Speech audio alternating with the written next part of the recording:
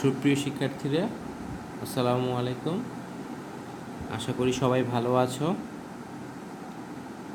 আমরাও সবাই নিরাপদে থাকবো, সুস্থ থাকবো, এই দুয়াই করি।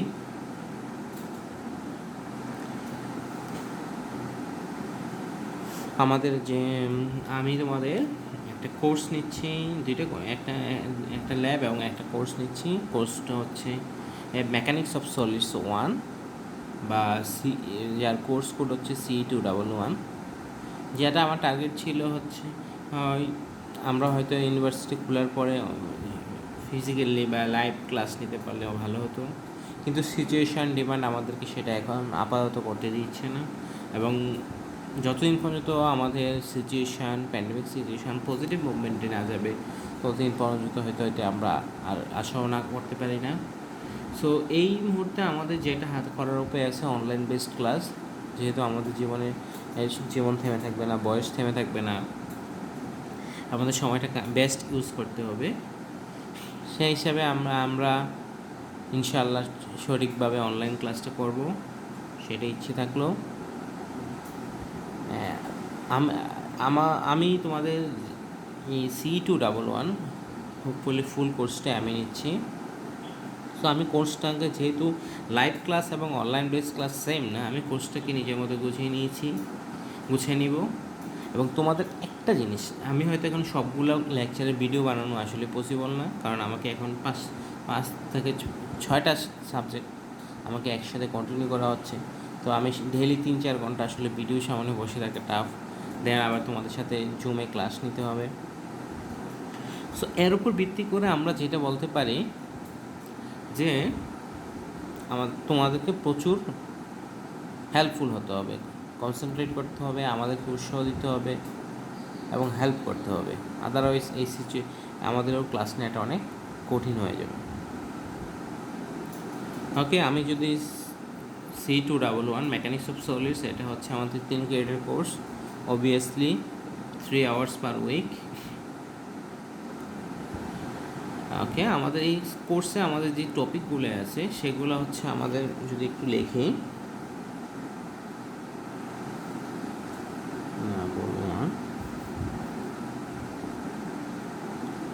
Mechanics of solids 1, mechanics of solids 1, that এর অর্থ হচ্ছে আমাদের পরবর্তীতে আরেকটা কোর্স থাকবে, যেটা আবার সেম মেকানিক্স অফ সলিড 2 থাকবে, তাই 1, সেটা আমরা 2-2তে পাবো।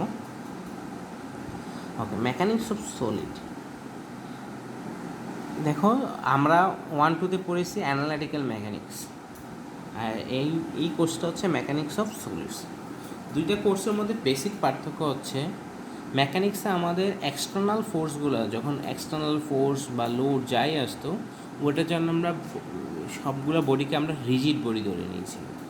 অর্থাৎ ফোর্স আসলে আমরা ধরে নিয়েছি বডিটা চলবে বা মোশন থাকবে অথবা, কিন্তু এই কোর্সে এসে আমরা বডির ইন্টারনাল ফোর্স নিয়ে কাজ করি। মেকানিক্সে যেটা আমরা ধরে নিয়েছিলাম যে আমরা যখন ট্রাস অ্যানালাইসিস করছি বা তোমাদের ফ্রেম অ্যানালাইসিস করছি, তখন আমরা সবগুলো মেম্বার ইলংগেট হবে বা কমপ্রেসড হবে ওইটা নিয়ে আমরা বোঝাচ্ছিলাম না। কিন্তু অ্যাকচুয়াল যখন ডিজাইনের পারফেক্টে চলে যাব আমরা, তখন আমাদের ডিজাইন করতে হবে মেম্বার। আমরা মেম্বারকে ডিজাইন করা মানে হচ্ছে মেম্বারকে সিলেক্ট করে দেওয়া। তো সেই ক্ষেত্রে আমাদের অবশ্যই যে ম্যাটেরিয়ালসটা দিব, সেই ম্যাটেরিয়ালসটা গুণাগুণ সম্বন্ধে জানতে হবে। সেই জন্য আমাদের ডিজাইন পারপাসে এই কোর্সটা খুবই ইম্পর্টেন্ট। যেটা বলতেছিলাম, অ্যানালিটিক্যাল মেকানিক্সে আমরা পড়ছিলাম হচ্ছে রিজিড বডি, অর্থাৎ যে বডিটা হচ্ছে কি এক্সটার্নাল ফোর্সের কারণে ইন্টারনালি খুবই শক্ত, অর্থাৎ এক্সটার্নাল ফোর্সটা পুরোপুরি নিতে পারে কোনো ডিফরমেশন ছাড়া, সেটা হচ্ছে রিজিড বডি। আর এই কোর্সটা হচ্ছে, এটা হচ্ছে মেকানিক্স অফ ডিফর্মেবল বডি। ডিফর্মেবল বলা হচ্ছে যদি এক্সটার্নাল ফোর্সের কারণে এটা ফরমেশন বা সাইজ ডাইমেনশন চেঞ্জ হবে, সেই জন্য এটা হচ্ছে ডিফর্মেবল বডি। এই কোর্সে একটা ব্যাপার হচ্ছে, এই কোর্সটাকে আমরা অনেকভাবে বলতে পারি। এই কোর্সটার বেশ কয়েকটা নাম আছে। আমরা মেকানিক্স অফ সলিড বা সলিড মেকানিক্স দুইটাই বলা হয়। যদি সলিড মেকানিক্স সবচেয়ে বেশি বহুল ব্যবহৃত হয়, তারপর তাহলে আমরা বলতেছি কি মেকানিক্স অফ সলিডস। দেন আমার আরেকটা নাম আছে strength of materials or mechanics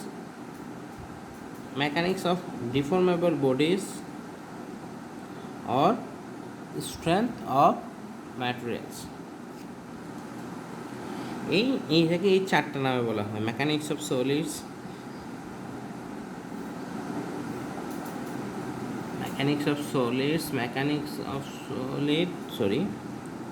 বলা হয়েছে mechanics of solid, strength of materials, mechanics of deformable body.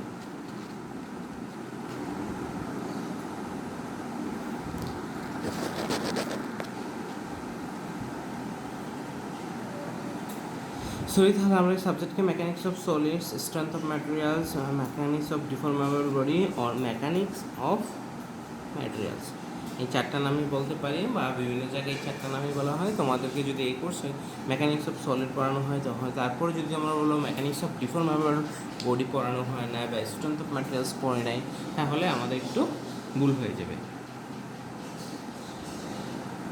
So আমরা যদি আমাদের কোর্সে চলে আসি, তাহলে আমাদের কোর্সে আমরা কন্টেন্টগুলো দেখবো। আগে আমাদের কন্টেন্টের মধ্যে আছে concept of stress and strain,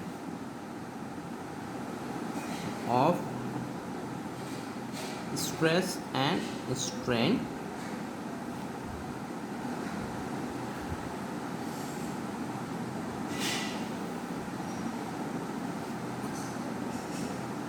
deformation due to tension, compression and temperature change।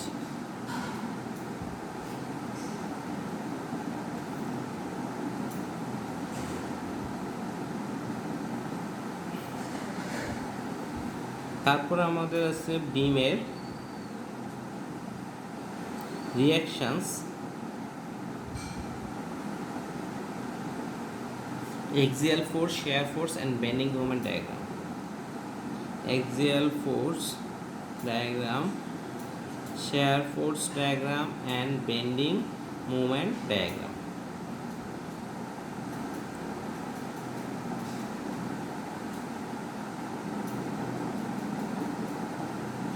তারপরে আছে আমাদের থিন ওয়াল প্রেসার ভেসেল।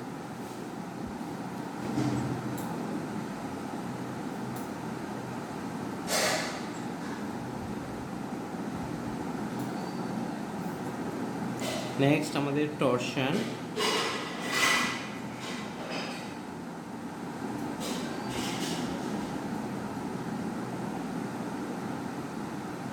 ওকে। এই কন্টেন্টগুলো নিয়ে আমরা আমাদের এই সিলেবাস আগাবো। এর মধ্যে আমি যদি একটু ওভারভিউ দিই, concept of stress and strain. Already আমি দেখেছি তোমাদের শাফি স্যার স্ট্রেস স্ট্রেন নিয়ে একটু ক্লাস নিয়েছেন, এবং তোমাদের আরেকটা কোর্স আছে CE 212, যেটা তোমাদের রিদওয়ান স্যার কন্ডাক্ট করবেন। ওই কোর্সে তোমরা, এটা ল্যাব কোর্স, হোপফুলি এটা ভার্সিটি ওপেন হলে শুরু হবে। এই ল্যাব কোর্সে হচ্ছে তোমরা স্ট্রেস অ্যান্ড স্ট্রেন নিয়ে বিস্তারিত পড়বে। সেখানে একটা বা দুইটা এক্সপেরিমেন্ট, এখানে 8টার মধ্যে 2টা এক্সপেরিমেন্ট হচ্ছে তোমাদের স্ট্রেস অ্যান্ড স্ট্রেন নিয়ে, অর্থাৎ তোমরা স্ট্রেস অ্যান্ড স্ট্রেন নিয়ে 2 উইক পড়াশোনা করবো। এখানে আমার পার্টে যে আমাদের থিওরিতে যে concept of strain and strain আছে, আমরা সেখানে স্ট্রেস স্ট্রেনের কনসেপ্টটা দিব, যেটা হচ্ছে আমার এই মেকানিক্স অফ ডিফর্মেবল বডিতে আমরা যতটুকু আমাদের প্রয়োজন পড়ে। নেক্সট আমাদের টপিক তারপর আমরা টপিক কভার করবো হচ্ছে এক্সিয়াল ফোর্স ডায়াগ্রাম। আমরা এক্সিয়াল ফোর্স ডায়াগ্রাম আঁকবো। তারপরে আছে আমরা deformation due to tension, compression. Tension হচ্ছে কি, বস্তুকে যখন টান দেওয়া হয় সেটা হচ্ছে কি টেনশন, এবং যখন চাপ দেওয়া হয় সেটা হচ্ছে কম্প্রেশন। আমরা এই দুইটা কারণে বস্তুর ডিফরমেশন অর্থাৎ length change, deformation means dimension চেঞ্জটা ক্যালকুলেট করব। অ্যান্ড টেম্পারেচার পরিবর্তনের কারণেও বস্তুর কি আমাদের ডাইমেনশন চেঞ্জ হয়, সেই ডাইমেনশন চেঞ্জ নিয়ে আমরা পড়াশোনা করব। তারপর আমাদের কোর্সের one of the most important part হচ্ছে আমাদের বিমের shear force and bending moment diagram. এই দুটো জিনিস খুবই important. As a civil engineer আমাদের সবসময় এই দুইটা, সবসময় shear force and bending movement calculate করতে হবে। এবং বলা হয় যে আমাদের স্ট্রাকচারাল যে পার্টটা আছে অর্থাৎ আমাদের সিভিল ইঞ্জিনিয়ার যে 5টা ব্রাঞ্চ, এর মধ্যে স্ট্রাকচারাল পার্টের হার্ট অর্থাৎ প্রাণ হচ্ছে এই শেয়ার ফোর্স এবং বেন্ডিং মুভমেন্ট ডায়াগ্রাম। এটা তারপরে আমরা পড়ব হচ্ছে thin wall, pressure vessel and then torsion. মোটামুটি এই টপিকগুলো কভার করে আমরা এই কোর্সটা পড়ার চেষ্টা করব। শুরুতে আমি যদি বলি আমাদের এই ওভারভিউ দেওয়ার একটু স্ট্রেস অ্যান্ড স্ট্রেন। আশা করি তোমরা স্ট্রেস জানো। স্ট্রেস হচ্ছে একক ক্ষেত্রফলের উপর প্রযুক্ত বল অর্থাৎ force acting per unit area, একে বলা হয় স্ট্রেস। আর স্ট্রেন হচ্ছে ডিফরমেশন পার ইউনিট লেন্থ। অর্থাৎ কোনো বস্তুকে মনে করো আমরা 10 ইঞ্চি একটা বস্তুকে টেনশন দিলাম, একটা কী হলো সাজতে এটা 11 ইঞ্চিতে পরিণত হলো, তাহলে এটা 1 ইঞ্চি বৃদ্ধি পেলে কততে 10 ইঞ্চিতে। এটি হচ্ছে স্ট্রেন। মানে ওপর হচ্ছে ডিফরমেশন, নিচে হচ্ছে লেন্থ অর্থাৎ 1/10, এটা হচ্ছে তার স্ট্রেন। সিমিলারলি কম্প্রেশনের ক্ষেত্রে 10 ইঞ্চির বস্তুটা যদি 8 ইঞ্চি হয়ে যায় তাহলে স্ট্রেন কত হবে 2/10, অর্থাৎ 2 ইঞ্চি চেঞ্জ হয়েছে। উপরে হচ্ছে চেঞ্জ, নিচে হচ্ছে ইনিশিয়াল লেন্থ। তারপর টেম্পারেচার চেঞ্জ তো স্ট্রাকচারালি খুবই ইম্পর্টেন্ট। দেখো তোমরা যখন আমাদের ব্রিজগুলোতে দেখো তখন দেখো মাঝখানে জয়েন্ট থাকে। এই জয়েন্ট থাকার কারণটি হচ্ছে টেম্পারেচারের কারণে বস্তুর কি হচ্ছে টেম্পারেচার চেঞ্জের কারণে। টেম্পারেচার যদি ইনক্রিজ হয় তাহলে বস্তু ইলংগেট করবে, এবং টেম্পারেচার যদি রিডিউস করে তাহলে বস্তু শ্রিঙ্ক করবে। এই দুইটা কারণে এখন যদি আমাদের মনে করো স্ট্রাকচারটা 20 ফিট হয় তাহলে সাজের একটা স্ট্রাকচার আছে আমাদের 20 ফিটের কারণে আমাদের যেটা হবে টেম্পারেচার যদি আমাদের বাংলাদেশের টেম্পারেচার ভেরিয়েশন কত ধরি 15 to 40, যে এই 25 ডিগ্রি পার্থক্য নর্মালি হতে পারে।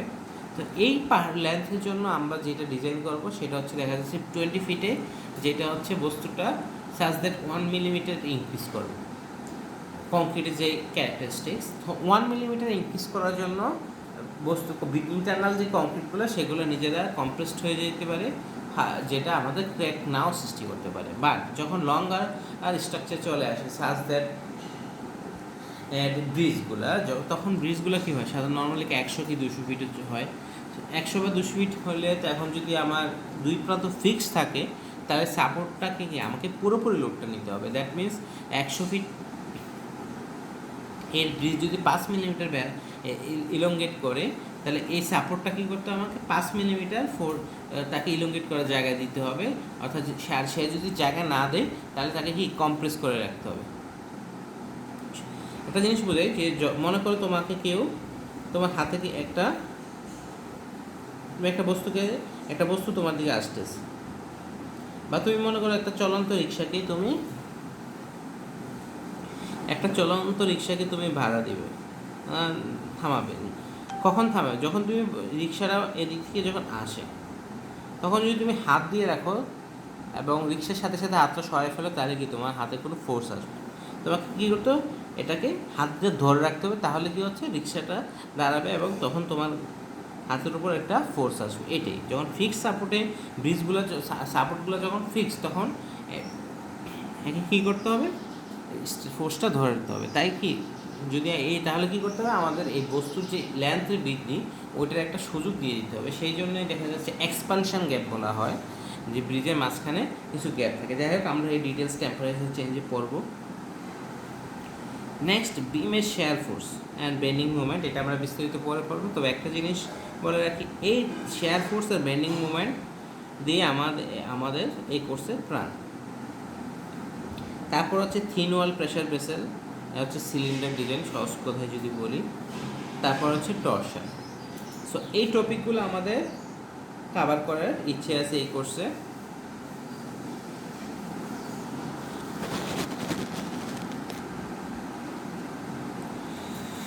আজকে আমরা শুরু করব হচ্ছে আমাদের প্রথম topic, concept of stress and strain দিয়ে। Concept of stress and strain. So stress কখন আসবে? Force per unit. স্ট্রেস হচ্ছে আমাদের ফোর্স পার ইউনিট এরিয়া।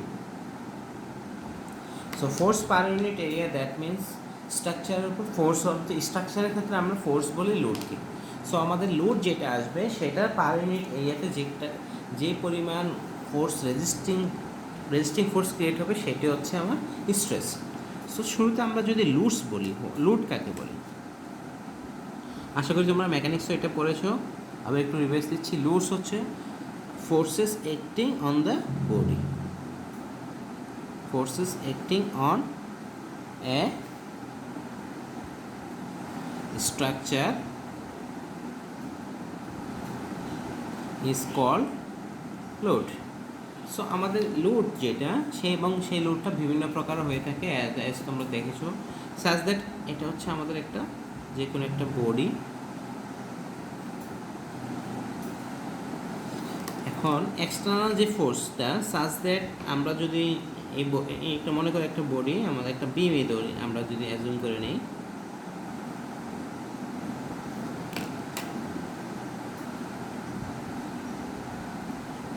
একটা আমাদের একটা বিম আছে, এই বিমে যদি আমরা এক্সটার্নাল ফোর্সটা যদি একটা পয়েন্ট দিয়ে ক্রিয়েট করি, কাজ করে, অর্থাৎ একটা পয়েন্টে, শুধু একটা পয়েন্টে সাজ দ্যাট এখানে 5 নিউটন ফোর্স কাজ করছে, তাহলে এটা হবে পয়েন্ট লোড।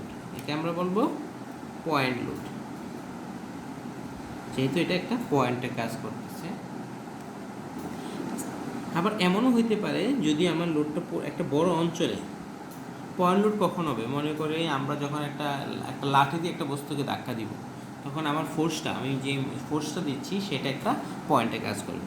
আবার যখন আমরা মনে করি একটা সারফেস জুড়ে ফোর্সটা কাজ করবে, সেটা হচ্ছে মনে করো এই অঞ্চল, এখানে মনে করো একটা আমরা চালের বস্তা রেখে দিলাম, তাহলে চালের বস্তাটা যদি আমরা রেখে দিই, তাহলে এখানে কি হবে?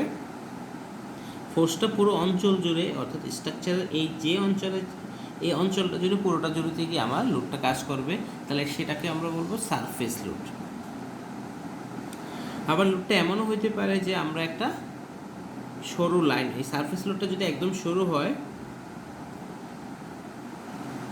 মনে করো আমরা এদিক থেকে এই পাশ থেকে লোড দেওয়া যায়, আমরা যদি এদিক থেকে চিন্তা করি যে একটা সারফেস লোডকে থিকনেস খুবই কম, এই লোডটা হচ্ছে কি আমার একটা সারফেস লোড কিন্তু একটা লাইন বরাবর কাজ করতেছে, তাহলে এটা হবে লিনিয়ার লোড। তাহলে আমরা 3 ধরনের লোড শিখলাম। তাহলে পয়েন্ট লোড হচ্ছে একটা পয়েন্ট দিয়ে কাজ করবে, সারফেস লোড হচ্ছে আমাদের একটা সারফেসে কাজ করবে, আর থার্ড যে লোডটা বললাম সেটা হচ্ছে লিনিয়ার লোড, অর্থাৎ একটা লাইন বরাবর লোডটা কাজ করে। এখন লিনিয়ার লোড আবার কয়েক প্রকারের হইতে পারে। আমরা যদি দেখি, আমরা যখন আগে বিম পড়াশোনা করছি,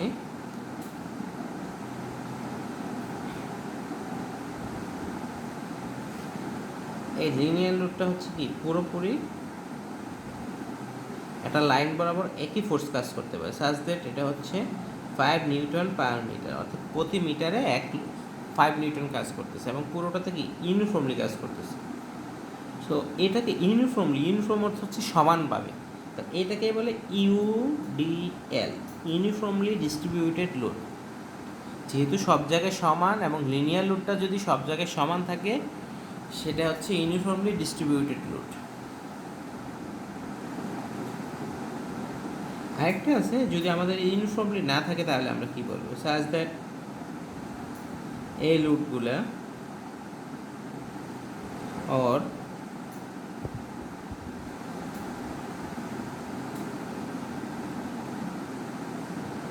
এগুলো হচ্ছে এই যেমন লোডগুলো হচ্ছে আমাদের কি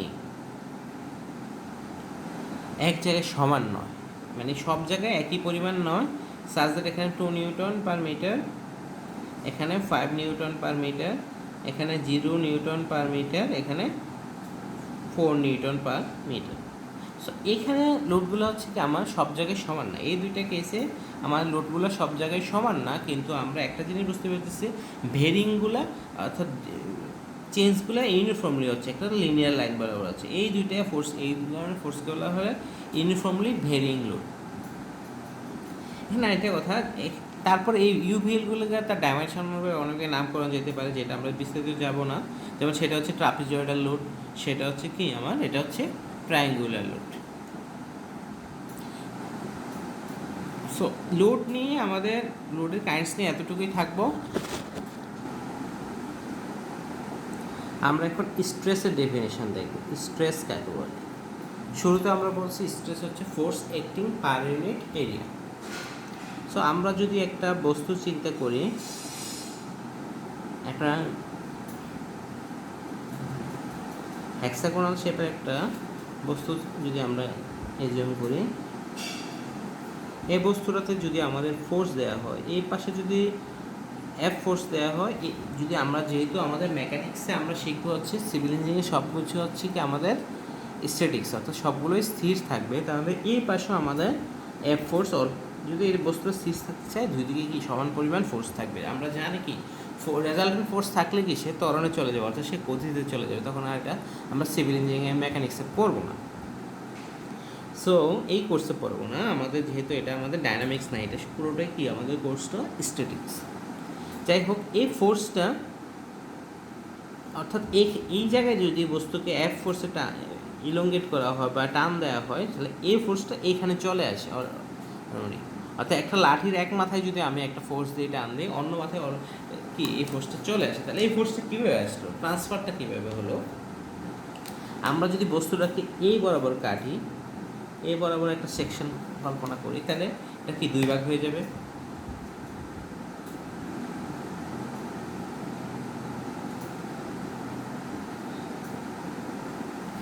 পুরো বস্তুটাকে আমরা দুই ভাগে চিন্তা করতে পারলাম। সো ইনিশিয়ালি আমাদের দুইটা ফোর্স ছিল, এদিকে এফ ফোর্স এবং এই বস্তু থেকে আমার এফ ফোর্স, এই দুইটা ফোর্স। তাহলে এই যে এই সেকশনটা আমাদের মনে করে এখানে এস একটা সেকশন কাটলাম, এই যে এ সেকশনটাতে আসলো এখানে আমাদের, তাহলে আলটিমেটলি এই ফোর্সটা যখন বস্তুটা একসাথে ছিল বা যখন থাকে, তখন এই ফোর্সটা এখানে ট্রান্সফার হয়। দ্যাট মিনস এখান দিয়ে এই সারফেসটাতে, এখানে যে সারফেসটা সেকশনটা, সেখানে আমাদের একটা ফোর্স কাজ করে। এই ফোর্সটা কী করে এখানে এক্সটার্নাল যে লোডটা সেটা ছিল একটা পয়েন্ট লোড, কিন্তু এইখানে কি এটা পুরো সেকশানে কি আমার ডিস্ট্রিবিউট হয়ে যাবে, অর্থাৎ পুরো সেকশানে ডিস্ট্রিবিউট হয়ে যাবে। এই যে ডিস্ট্রিবিউটেড লোড, এটাকেই বলা হয় স্ট্রেস। সো ডিস্ট্রিবিউটেড লোডটা আমরা কীভাবে পারবো? সাজ দ্যাট এই সেকশানের ক্রস সেকশনাল এরিয়া, অর্থাৎ এটাকে যদি আমরা দেখি এটার ক্রস সেকশনাল এরিয়া এ, তাহলে আমাদের স্ট্রেস হচ্ছে force acting per unit area, force acting per unit area. So আমাদের স্ট্রেসকে আমরা stress equal force divided by area. Area যদি আমরা নিচে দিই, তা এরিয়াটাকে যদি আমরা নিচে রাখি, তাহলে কি পার ইউনিট এরিয়াতে, এক এরিয়া থেকে আমরা একে নিয়ে আসলাম, তাহলে পার ইউনিট এরিয়াতে কী পরিমাণ ফোর্স কাজ করে। আমরা আরেকটু খেয়াল করি, স্ট্রেস যেটা, এটা যেহেতু নর্মাল স্ট্রেস, আমি একটু পরে তোমাদের নর্মাল স্ট্রেস কী বলবো, এই নর্মাল স্ট্রেসকে প্রকাশ করা হয় সিগমা দ্বারা। তাহলে আমরা বলতে পারি সিগমা সমান এফ বাই এ, এইটি হচ্ছে আমাদের স্ট্রেস। এখন আসি আমরা নর্মাল স্ট্রেস কাকে বলে।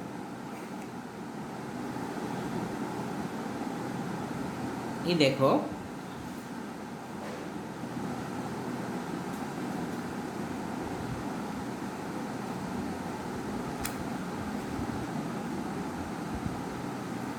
আমরা যদি একটা একটা ব্লক চিন্তা করি,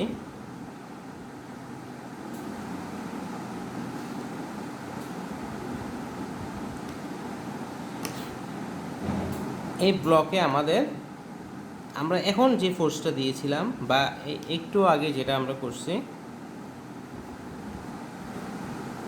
এখানে আমাদের ফোর্সটা হচ্ছে কি সারফেসের সাথে পারপেন্ডিকুলারলি, অর্থাৎ আমার স্ট্রেস কি এখানে যদি আমি এইদিকে ফোর্স অ্যাপ্লাই করি বা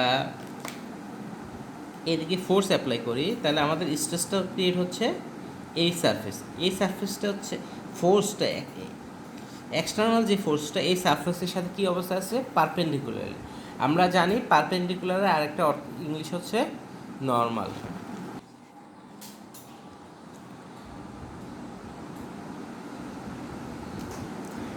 সো এই ক্ষেত্রে আমাদের যেটা তৈরি হলো, অর্থাৎ এক্সটার্নাল ফোর্সটা যদি আমাদের যেই সারফেসে স্ট্রেস ক্রিয়েট হবে সেই সারফেসের সাথে পারপেন্ডিকুলার থাকে, তাহলে সেটা হচ্ছে নর্মাল স্ট্রেস। নর্মাল স্ট্রেসটা আবার দুই প্রকার হয়ে থাকে। এখানে আমি ফোর্সটা টেনশন ক্রিয়েট করতে পারে, অথবা ফোর্সটা যদি আমরা ডিরেকশন চেঞ্জ করে দিতাম তাহলে কী করতো, ফোর্সটা কম্প্রেশন ক্রিয়েট করতো। তাহলে নর্মাল স্ট্রেস দুই প্রকার, একটা হচ্ছে টেনসাইল স্ট্রেস আর একটা হচ্ছে কম্প্রেসিভ স্ট্রেস। অর্থাৎ যেই ফোর্সটা আমাদের বস্তুটাকে ইলংগেট করতে চাইবে সেটা হচ্ছে টেনসাইল, এবং যেটা বস্তুটাকে কম্প্রেস করতে চাইবে সেটা হচ্ছে কম্প্রেসিভ স্ট্রেস। তারপর আরেক ধরনের ফোর্স স্ট্রেস আছে, যেটা হচ্ছে শেয়ার স্ট্রেস।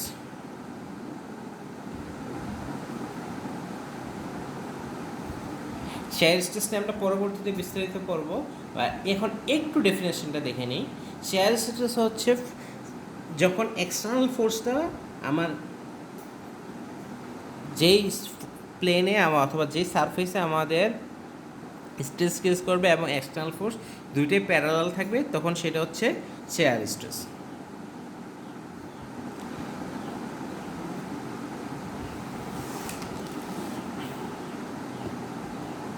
আমরা যদি একটা বস্তু চিন্তা করি,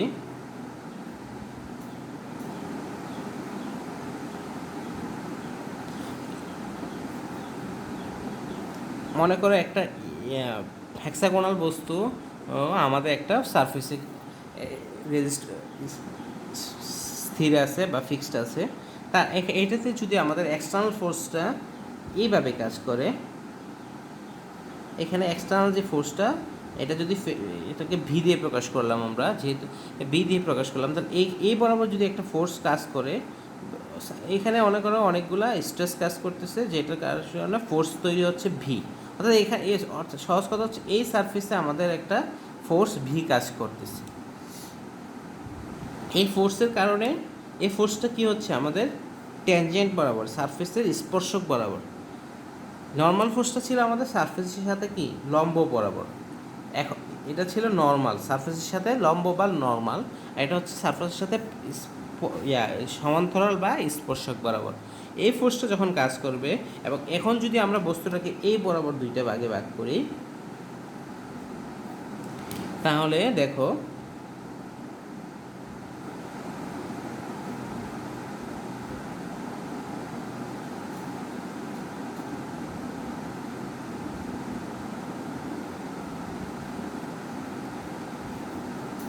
আমরা ইন্টারনাল সারফেসটা যদি এ বরাবর চিন্তা করি, মনে করো এটা একটা সারফেস এ, তাহলে এখানে আমাদের যে সারফেসটা সেটা হচ্ছে এ এবং এটা হচ্ছে কি এ। তো বস্তুটাকে দুই দিয়ে যদি ভাগ করি, আমাদের অলরেডি এখানে কি ফোর্স কাজ করতেছে, এখানে একটা ফোর্স শেয়ার ফোর্স কাজ করতেছে। যেহেতু বস্তুটা স্থির ছিল, তাহলে এই শেয়ার ফোর্সটা আমাদের বস্তুটাতে এর বিপরীত দিকে কাজ করে কি বস্তুটাকে স্থির রাখবে। তাহলে এখানে যে শেয়ার ফোর্স, এখানেও একটা সমান ও বিপরীতমুখী ফোর্স কাজ করবে। সিমিলারলি এখানে এই সারফেসও আবার একটা সমান ও বিপরীতমুখী কাজ করবে, এটা বিস্তারিত যাব না। যাই হোক, এইখানে যে স্ট্রেস, তাহলে বস্তুটা কি এখানে একটা কি ফোর্স যেহেতু আছে, ফোর্স অ্যাক্টিং পার ইউনিট এরিয়াও আছে, তাহলে এখানে একটা স্ট্রেস তৈরি হবে। এটাকে বলা হয় শেয়ার স্ট্রেস। যখন আমার এক্সটার্নাল ফোর্সটা প্লেনের সাথে প্যারালাল থাকবে, সেটা হচ্ছে শেয়ার স্ট্রেস। স্ট্রেস ইকুয়াল, আমরা বলতে পারি শেয়ার স্ট্রেস ইকুয়াল হচ্ছে কি shear force by shearing area. এই ক্ষেত্রে আমরা শেয়ার স্ট্রেসকে প্রকাশ করি টাউ দিয়ে, যেমন নর্মাল স্ট্রেস ছিল সিগমা, শেয়ার স্ট্রেস হচ্ছে টাউ। শেয়ার স্ট্রেস এবং শেয়ার ফোর্সকে আমরা প্রকাশ করি ভি দিয়ে, এবং এরিয়াটা আগের মতো এ দিয়ে প্রকাশ করা হয়, তাহলে আমাদের আলটিমেট শেয়ার স্ট্রেস টাউ সমান ভি বাই এ। তারপরে আমাদের আরও কিছু স্ট্রেস আছে আমাদের সিলেবাসে, যেটা আমরা পরবর্তীতে দেখব, যেমন টরশন। টরশনের বাংলা হচ্ছে মোচড়। কোনো জিনিসকে যখন আমরা মোচড় দিব, সাচ দ্যাট আমাদের এরকম একটা ফিক্স সাপোর্টের একটা পাইপ আছে। এখন যদি আমরা এটাকে রোটেট করতে চাই, এখন এটাকে যদি আমরা রোটেশন দিই অনেক, সাচ দ্যাট আমরা এখানে 10 নিউটন মিটারে একটা রোটেশন দিলাম, অর্থাৎ প্রচুর পরিমাণ একটা মোচড় দিলাম, তাহলে বস্তুটা সাস্টেন করবে কি করবে না সেটা নির্ভর করবে বস্তুর প্রপার্টির উপর, অর্থাৎ সে কী পরিমাণ মোচড় নিতে পারতেছে। এটাই হচ্ছে টরশন। এই যে আমরা তাহলে আমাদের ইঞ্জিনিয়ারিংয়ে সেই টরশন, বস্তুটা মোচড় নিতে পারতেছে কি পারতেছে না সেটা আমাদের শিখতে হবে। এবং এই বস্তুটা স্বাভাবিকভাবে আমরা যখন চিন্তা করি স্টিল বা প্লাস্টিক বস্তুটা, যদি আমরা বলতেই পারতেছি যে এখন প্লাস্টিক হলে কি মোচড়টা হিউজ পরিমাণ মোচড় আসলে প্লাস্টিক থেকে স্টিলটা আমার বেশি পরিমাণ রেজিস্ট করতে পারবে। সো এই ক্ষেত্রগুলো হচ্ছে আমাদের টরশন। সেক্ষেত্রে আমরা টরশন নিয়ে একটা বিস্তারিত একটা চ্যাপ্টার পড়বো, সেটা এখানে যাচ্ছি না। সো আমরা আমাদের মেইন টপিকে চলে আসি, সেটা হচ্ছে স্ট্রেস স্ট্রেন। নেক্সট আমাদের টপিক হচ্ছে স্ট্রেন। স্ট্রেন আগেও বলেছি আমি, স্ট্রেন হচ্ছে length change per unit area, অর্থাৎ একক দৈর্ঘ্যে কী পরিমাণ লেন্থের পরিবর্তন হবে সেটি হচ্ছে স্ট্রেন। আমরা মনে করি এই একটা বার আছে, এই বারটা আমরা ইলঙ্গেট করলাম, অর্থাৎ এক্সটার্নাল ফোর্সগুলো প্রয়োগ করলাম। সাথে কি হচ্ছে, বস্তুটা ইনিশিয়াল লেন্থ যদি এল হয়, ফোর্স প্রয়োগ করলে হচ্ছে কি আমার বস্তুর মধ্যে ইন্টারনাল যে অণুগুলো আছে এগুলো একটা থেকে দূরে সরে যেতে চাবে, এবং একটা কাছে থাকতে চাবে, এবং এক্সটার্নাল ফোর্সগুলো কি আমার বস্তুটাকে দূরে সরে যেতে যাবে। তাহলে আলটিমেটলি রেজাল্টের অবস্থা দেখি যদি আমরা এটা ইলঙ্গেট করে ফাইনাল কন্ডিশন সাজ দ্যাট এটা ইনিশিয়াল অবস্থা থেকে ডেল এল পরিমাণ বৃদ্ধি পেল, এফ ফোর্স দেওয়ার পরে এতে ইনিশিয়াল অবস্থা থেকে ডেল এল পরিমাণ বৃদ্ধি পেল। সো স্ট্রেন হচ্ছে আমাদের length change per unit area. তাহলে এখানে টোটাল লেন্থ চেঞ্জ কত, ডেল এল পরিবর্তন দৈর্ঘ্যের পরিবর্তন হয়েছে। আমরা যদি বলি length change by per unit, length change per unit initial length.